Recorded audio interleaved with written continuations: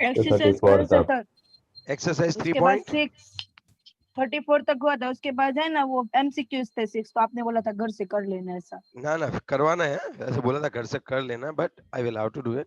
चलो 3 पॉइंट कौन सा आया थे, समझाने तो पड़ेगा। 35। 2034 राइट, यस और नो? सर वो तो हो गया था 3.35 सर। ओके 3.35 देखते हैं, मुझे नहीं पता था एग्जैक्टली बच्चों। चलो बताओ, the which of the following statement related to the modern periodic table is incorrect? 3.35 है और हमें क्या ढूंढना है बच्चों, अच्छे से बताओ। हम लोग देख रहे हैं 3.35 और हमें उसमें अच्छे से देखना है कि कौन सा जो है वो इनकरेक्ट है बच्चों, इनकरेक्ट स्टेटमेंट ढूंढना है। चलो पहला वाला बोलते हैं कि पी ब्लॉक है, उसमें 6 कॉलम होती है और उसका रीजन ये होता है कि पी में 6 इलेक्ट्रॉन जा सकते हैं। सर वो आप 3.34 करवा रहे हाँ हो। सर, ओ पर ये हाँ हो यस गया यस, है। ओके ओके ओके 3.35 देखते हैं। Anything influences the valence electron will affect the chemistry of the element. Yes, जो कोई भी वैलेंस इलेक्ट्रॉन के ऊपर इफेक्ट करता है, जिस किसी भी इफेक्ट कहाँ पे होती है भाई, वैलेंस इलेक्ट्रॉन पे जिस किसी भी चीज की इफेक्ट होती है उसकी केमिकल प्रॉपर्टीज को इफेक्ट करता है, सही बात है। Which of the following factor doesn't affect the valence cell? इनमें से कौन है ऐसा कि जो वैलेंस इलेक्ट्रॉन को अफेक्ट नहीं करता है? That's what. Who is not going to affect the valence electron? Valence principal quantum number. A is the N, B nuclear charge Z। तो आप देखो प्रिंसिपल क्वांटम नंबर इफेक्ट करता है, जैसे जैसे प्रिंसिपल क्वांटम नंबर बढ़ेगा इलेक्ट्रॉन का distance भी बढ़ेगा। Z भी इफेक्ट करता है क्योंकि Z जो है वो इफेक्ट अट्रैक्टिव फोर्स लगाता है वैलेंस इलेक्ट्रॉन शेल पे। जितना ज्यादा Z बढ़ेगा उतना ज्यादा अट्रैक्शन बढ़ेगा। Then nuclear mass, okay mass का कोई इफेक्ट नहीं रहता है, मास का कोई इफेक्ट नहीं रहता है। Okay yes sir. ओके उसके बाद अगर हम लोग देखें तो number of core electrons, number of core electrons, तो नंबर ऑफ इलेक्ट्रॉन से मैटर नहीं करते हो। हाँ मतलब NH2NP4 है, कितने इलेक्ट्रॉन्स लेने हैं डोनेट करने हैं वो तो उसी के ऊपर डिपेंडेंट होगा। तो आपका आंसर आपके सामने है। कौन इफेक्ट नहीं करता बताओ बच्चों, कौन इफेक्ट नहीं करता? Nuclear mass mass. Sir, nuclear mass.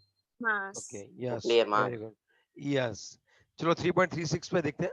The size of iso electronic species F minus Ne and Na plus है, ये इनकी साइज जो है वो किससे इफेक्ट होती है? मींस इसमें इलेक्ट्रॉन तो सर सभी में 10 ही है। हाँ बोलो। आंसर बोल रही थी, आप समझा रहे हो ना। हाँ बोलो, आंसर बोलो अभी। Nuclear charge sir, Z effective, वो तो यस, उस पे। यहाँ पे 9 प्रोटॉन होते हैं, यहाँ पे 10 प्रोटॉन होते हैं और यहाँ पे 11 प्रोटॉन होते हैं।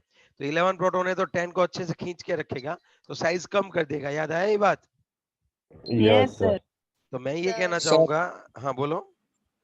सर वो 35 में नंबर ऑफ कोर इलेक्ट्रॉन्स है, कोर इलेक्ट्रॉन्स मतलब क्या होगा? मींस नंबर ऑफ अंदर वाले जो होते हैं ना इलेक्ट्रॉन्स, ये वाले कोर सभी इलेक्ट्रॉन्स,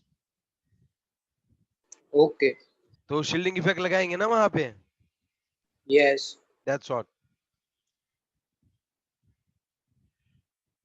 चलो 3.37, which one of the following statement is incorrect in relation to the ionization enthalpy? Ionisation enthalpy के लिए कौन सा स्टेटमेंट इनकरेक्ट है? पहला वाला, ionisation enthalpy increases for each successive electron. अब देखो बात है ये पीरियड के लिए नहीं, ये पीरियड के लिए राइट है, ग्रुप के लिए नहीं। ये बोलना ये चाहते हैं कि स्टेप बाय स्टेप जब हम इलेक्ट्रॉन बढ़ेगा, जैसे हम लोग बात करें कार्बन, नाइट्रोजन, ऑक्सीजन, फ्लोरीन, तो सक्सेसिव इलेक्ट्रॉन बढ़ ही रहे हैं। यहाँ पे 2 कितने थे, 2 और 4 थे, यहाँ पे 2 5 है, यहाँ पे 2 6 है, समझ रहे हो आप बात? यहाँ पे 2 7 है। तो जैसे जैसे इलेक्ट्रॉन्स बढ़ रहे हैं वैसे वैसे आयोनाइजेशन एंथैल्पी बढ़ती है, तो सही बात है, लेकिन यहाँ भी इनको लिखना चाहिए पीरियड में। the greatest increase in ionization enthalpy is experienced on the removal of electron from core noble gas configuration। हाँ बात यह है कि अगर आपके पास कोर इलेक्ट्रॉनिक कन्फिगरेशन आ गई 2 8 है कि जिसमें इलेक्ट्रॉनिक कन्फिगरेशन नोबल गैस की तरह है, अब इसमें से इलेक्ट्रॉन रिमूव करने के लिए जो है बहुत ज्यादा एनर्जी देनी पड़ेगी, समझ रहे हो आप बात?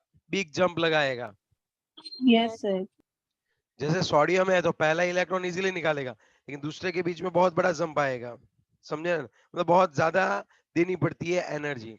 सी की बात करते हैं, end of valence electron is marked by jump a big in ionisation enthalpy. Sodium है तो चलो अब एक इलेक्ट्रॉन उसने गवा दिया तो वो इजीली गवाएगा, लेकिन अब दूसरा इलेक्ट्रॉन जो बहुत बहुत ज्यादा एनर्जी देनी पड़ेगी।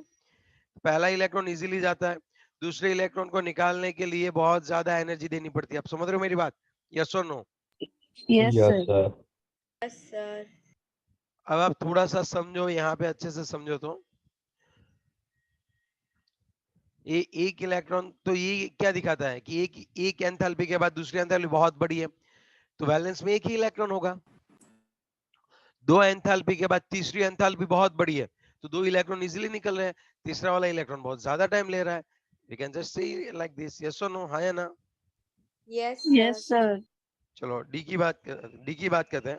Removal of electron from orbitals bearing lower n values is easier than from the orbital having a higher n value। बोलना ये चाहते हैं कि यहाँ पे सपोज दो n वैल्यू है, n1 और n2। n1 जो है वो लोअर वैल्यू है, n2 जो है हायर वैल्यू है। तो ये बोल रहे हैं कि लोअर में जो इलेक्ट्रॉन होते हैं उसको निकालना इजी होता है कंपेयर टू बिगर n से। बड़े वाले नो सर, रॉन्ग है। Sir, wrong. Yes. तो राइट क्या है? सर हमें आउटर मोस्ट ऑर्बिट से फर्स्ट निकालने में इजी पड़ता है, ये तो बोल रहा है लोअर ग्राउंड स्टेट में निकालने को इजी होगा, ये तो रॉन्ग है ना? हाँ तो तुम सही बोल रहे हो, सही बात है।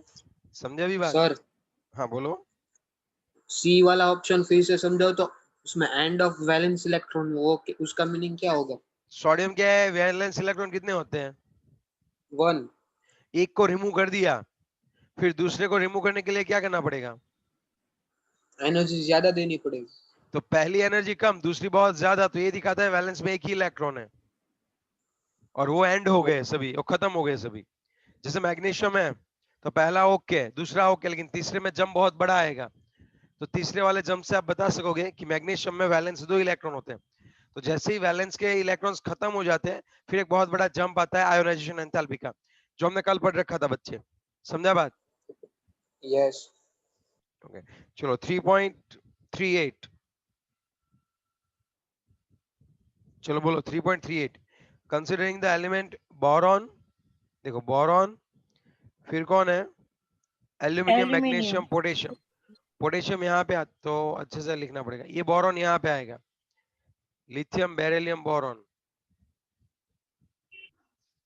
Lithium, beryllium, boron, carbon.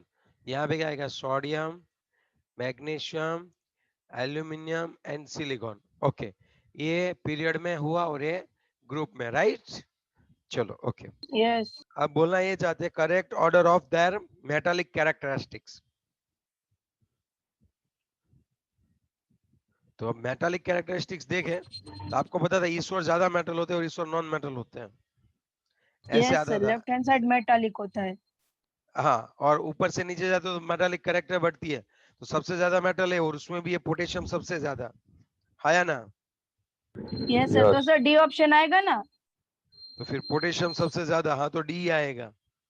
अब यहाँ पे ऐसे भी देख सकते हो, मैग्नीशियम और एल्यूमिनियम है, तो मैग्नीशियम ज्यादा, फिर एल्यूमिनियम, और फिर सबसे कम कौन आएगा? बोरॉन। बोरॉन। कई हो तो बोरॉन को नॉन मेटल गिनते हैं,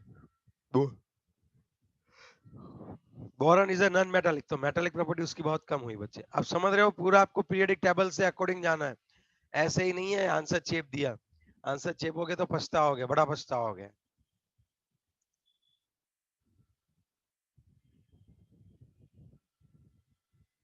पार्थ अभी रोने लगेगा, यस देखो सर।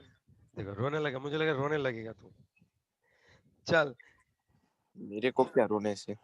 यस यस यस, चलो अब यहाँ पे देखो, एक है कौन है 3.39, यहाँ पे है boron, carbon, nitrogen, fluorine and silicon. तो बात क्या बनती है, इनको नॉन मेटालिक के करेक्ट ऑर्डर में आपको रखना है, इनको नॉन मेटल के करेक्ट ऑर्डर में आपको रखना है। तो एक बात बताओ, सिलिकॉन नीचे की ओर आएगा ना, यहाँ पे रख देता हूँ सिलिकॉन। यस सर, तो कार्बन के नीचे आता ना। सबसे ज्यादा तो यही हुआ मेटल, और सबसे कम नॉन मेटल हुआ, नॉन मेटल की बात है, तो सबसे कम ये नॉन मेटल हुआ।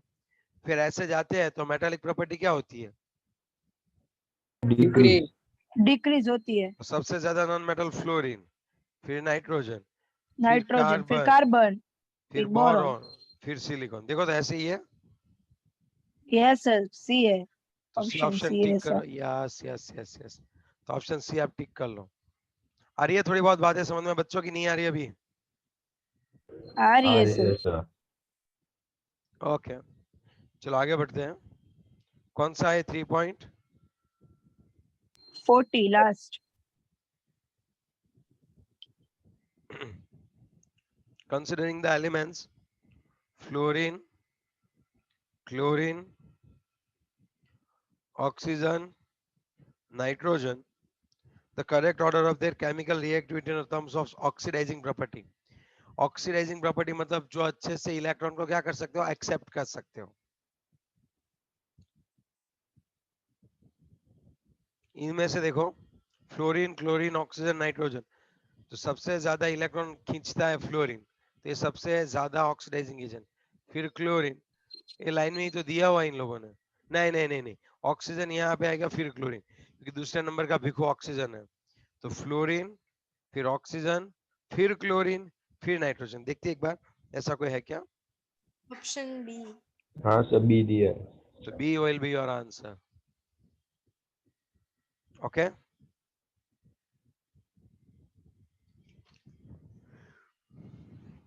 चलो, तो यहाँ पे हमारा chapter 3 completed. Okay, sir chlorine ज्यादा नहीं करता है ऑक्सीजन से? नहीं, ऑक्सीजन की इलेक्ट्रॉन खींचने की टेंडेंसी ज्यादा है कंपेयर टू क्लोरीन।